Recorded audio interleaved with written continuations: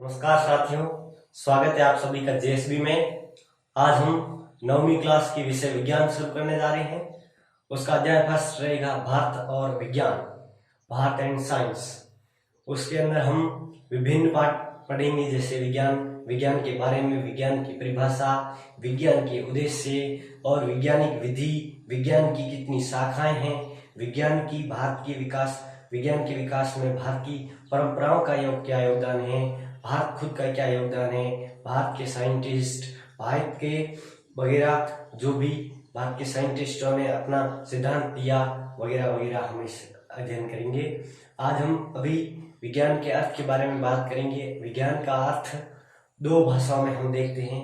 पहले हम संस्कृत में विज्ञान शब्द होता है, उसका अर्थ विज्ञानम शब्द से लिया गया है, और उस विज्ञानम शब्द का अर्थ होता है विशेष ज्ञान। जैसे किसी भी शब्द का हम अर्थ लेते हैं, उससे भी उसका अर्थ मालूम न हो तो उसका विशेष स्टडी की जाती है, विशेष ज्ञान किया जाता है, उसे विज्ञान कहा जाता है। जैसे कि हम वर्षा देखें तो वर्षा के बारे में हम पढ़े तो जैसे समुद्र से कोई भी लहरें, उनका वाष्प बना और बादल बन के वर्षा हुई, ये स्टडी हम करते हैं, उसे कहते हैं विज्ञान। और लैटिन भाषा के शब्द साइंसिया से साइंस शब्द लिया गया है, जिसका अर्थ विज्ञान होता है। और साइंसिया शब्द का अर्थ होता है नो मतलब होता है जानना। किसी भी शब्द, विषय, परिकल्पना, कल्पना, सिद्धांत के बारे में पूर्ण रूप से जानकारी प्राप्त करना ही विज्ञान का अर्थ होता है। विज्ञान की डेफिनेशन के बारे में बात करें, एक प्रारूपिक एक हमने बनाई है विज्ञान की डेफिनेशन। उसके अंदर बात करें, प्रकृति के क्रमबद्ध अध्ययन से अर्जित एवं प्रयोगों द्वारा प्रमाणित वर्गीकृत ज्ञान होता है। कोई प्रकृति में अपन किसी भी चीज का अध्ययन किया, उसको हमने प्रयोग किया, उसकी परिणाम आए, उनको हम प्रमाणित करते हैं और उसका वर्गीकृत ज्ञान होता है, उसे विज्ञान कहा जाता है। विज्ञान के उद्देश्यों के बारे में बात करें हम, विज्ञान का उद्देश्य होता है पहला, प्रकृति की कार्यशैली का विस्तृत व्याख्या करके उसका अध्ययन करना। प्रकृति का कोई भी कार्य हो रहा है, उसकी हम विस्तृत अध्ययन करेंगे, वो विज्ञान के द्वारा संभव हो पाता है। प्रकृति के नियमों का अध्ययन करना, प्रकृति का कोई भी नियम हो, जीना मरना, कोई भी नियम हो, वृद्धि जनन, सब नियमों का अध्ययन हम विज्ञान के द्वारा करते हैं। फिर देखते हैं कोई भी हमारे प्रकृति की प्रयोग है, उसकी प्रेक्षण लेंगे, उसके बाद उसका निष्कर्ष निकालेंगे और उसका अनुप्रयोग करके प्रकृति पर ही नियंत्रण कैसे किया जाए, वो भी विज्ञान के द्वारा संभव होता है। प्रकृति में विद्यमान संसाधन हैं, उनका मानवीय कारणों के लिए उपयोग करना, मानवीय समस्याओं का समाधान करना और मानवीय जीवन को सुखद बनाने के लिए विज्ञान का भी उद्देश्य होता है। जैसे हम बात करें विभिन्न रीतियों परंपराओं के वैज्ञानिक कारणों का पता लगाना।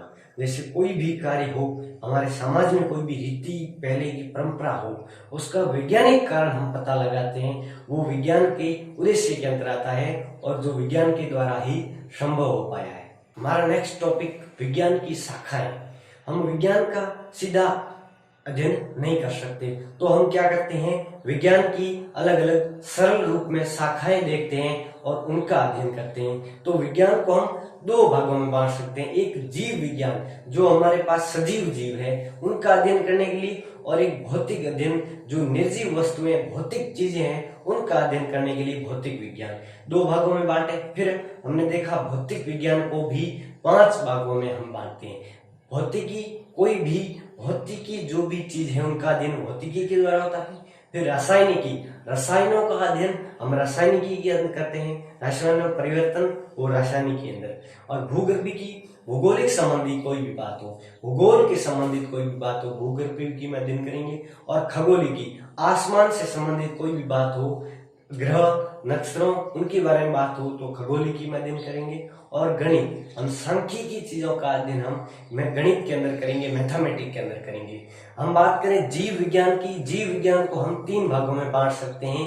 जीव विज्ञान के अंदर चिकित्सा विज्ञान हम देखते हैं, मेडिकल साइंस, उसके अंदर हम किसी भी प्रकार की चिकित्सा मरम्मत का कार्य उसमें देखते हैं। वनस्पति विज्ञान में हम पादपों का पूर्ण रूप से अध्ययन करते हैं। और प्राणी विज्ञान में सजीव प्राणियों, एनिमल्स का अध्ययन पूर्ण रूप से स्टडी करते हैं, वो हम प्राणी विज्ञान के अंदर करते हैं। विज्ञान के अध्ययन को हम और भी सरल बनाएं तो इसे 100 से अधिक भागों में भी बांटा जा सकता है। जैसे हमने बात की भौतिकी, तो भौतिकी भी अलग अलग शाखाएं होती है, उनको हम अध्ययन करें वो तो उसका सरल अध्ययन करने के लिए हम अधिक शाखाओं में भी बांट सकते हैं। परंतु वर्तमान युग में हम देखें तो अत्याधुनिक शाखाएं जो मानव कल्याण के लिए जिनका विशेष योगदान है, जो प्रॉपर तरीके से हम उनका ही अध्ययन करते हैं और उनके बारे में ही विस्तृत जानकारी हम लेते हैं। तो पहले हम बात करें आनुवांशिकी अभियांत्रिकी, जो जेनेटिक इंजीनियरिंग है, जिसमें आनुवांशिकी का पूर्ण अध्ययन किया जाता है। आनुवांशिकी के बारे में उनसे होने वाली बीमारियां, आनुवांशिक डिजीज और आनुवांशिक परिवर्तन,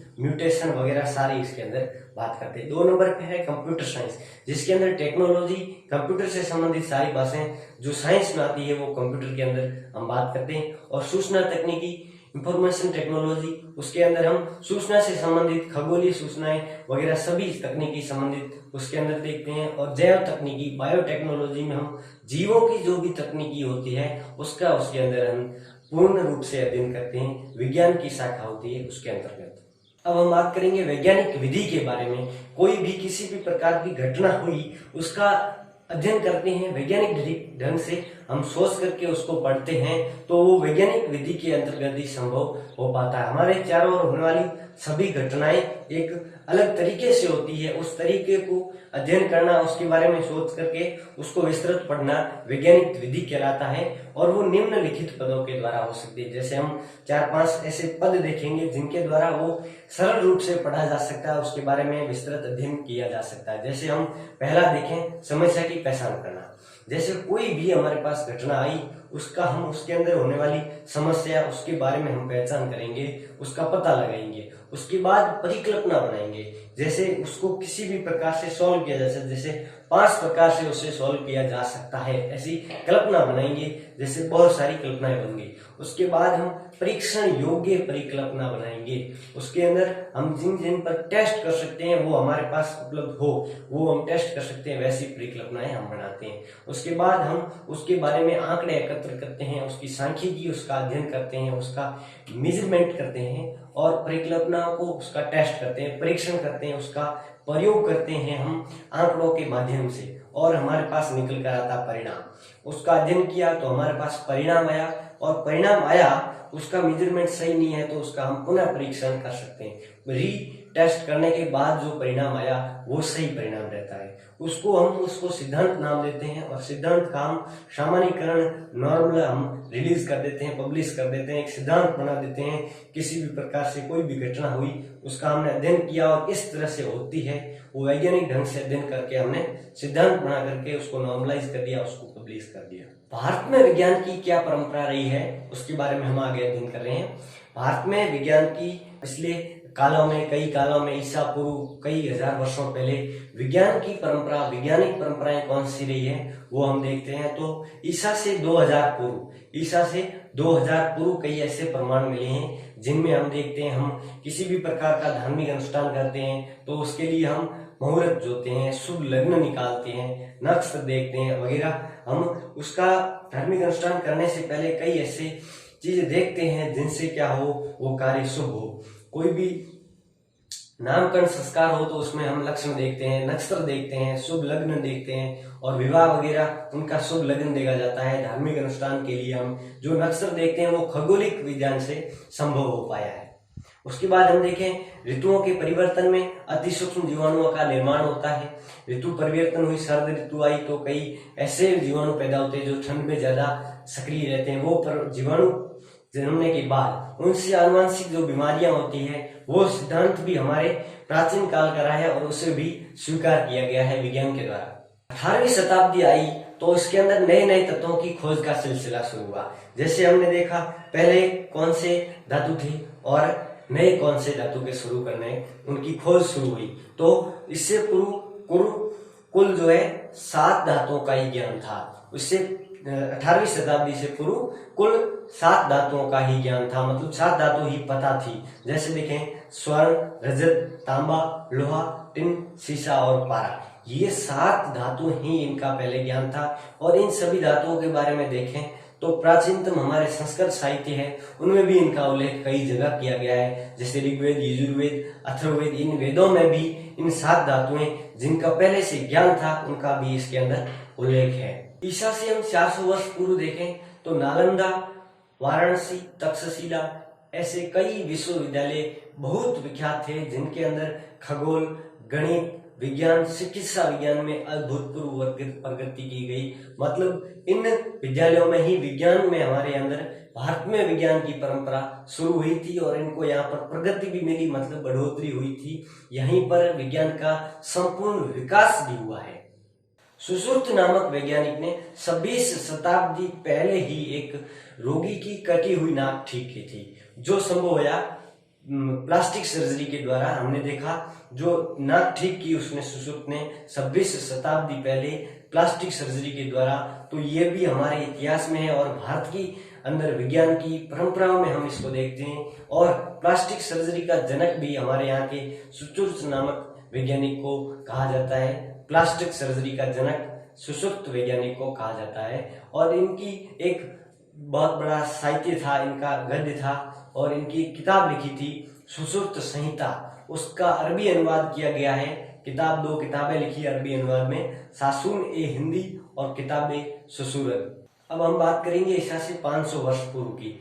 ईसा से 500 वर्ष पूर्व ही कणाद नामक ऋषि जो भारत में हुए, उन्होंने परमाणु सिद्धांत पहले से ही प्रस्तुत कर दिया था। ईसा से 500 वर्ष पूर्व ही उन्होंने परमाणु सिद्धांत दिया था। और ईसा से 200 वर्ष पूर्व की बात है, पतंजलि नामक ऋषि ने मनुष्य शरीर में पाई जाने वाली नाड़ियां और ऐसे केंद्रों की खोज की जिन्हें हम चक्र के नाम से देते हैं। और उन्होंने 8 मनुष्य के अंदर पाए जाने वाले चक्रों के बारे में बताया, जिसमें मूलाधार चक्र, स्वादिष्ठान, मणिपुर, हृदय, अनाहत, विशुद्धि, आज्ञा और सहस्त्रहार, कुल 8 चक्र उन्होंने पहले से ही बता दिए थे। इन्हें सक्रिय करने या इन्हें सक्रिय बनाए रखने के लिए उन्होंने इनके साथ साथ 8 शरण या स्थितियां भी दी थी। इन स्थितियों में ये चक्र जो है सक्रिय हो सकते हैं, सक्रिय बने रह सकते हैं। तो सबसे पहले उन्होंने दिया यम, दूसरा दिया नियम से हम अनुशासन से अपने आप खुद को शुद्ध करने का तरीका देखते हैं। आसन कर सकते हैं, प्राणायाम कर सकते हैं जिससे हम सांस पर नियंत्रण कर सकते हैं। प्रत्याहार, मन को बाहरी चीजों से हम हटा करके एक जगह एकनिष्ठ एकत्रित कर सकते हैं। और धारणा, संकेंद्र, किसी भी वस्तु की, किसी भी चीज की हम ऐसी धारणा बना लें, एक जगह उसको केंद्रित कर ले, तो भी वो चक्र सक्रिय हो सकते हैं। भावना कर सकते हैं, चिंतन कर सकते हैं, मनन करके वो एक भावना बना दें जिससे भी ये चक्र सक्रिय हो सकते हैं। समाधि, अति चेतन स्थिति होती है जिन्हें हम समाधि कहते हैं। और अंतिम जो ये समाधि अवस्था है वो सबसे महत्वपूर्ण, सबसे आप कह सकते हैं हार्ड थी, सबसे दुष्कर थी। इससे क्या होता है, व्यक्ति ऊर्जावान होता है, आत्मनियंत्रित हो सकता है और क्षमताओं से परिपूर्ण अनुभव करता है अपने आप। इससे आगे हम भारत में विज्ञान के विकास में जो योगदान रहा भारत का, उसके बारे में और भारतीय जो पूर्व वैज्ञानिक थे उनके बारे में और वर्तमान में भारत की वैज्ञानिक उपलब्धियां क्या है, इनके बारे में अगले वीडियो में बात करेंगे।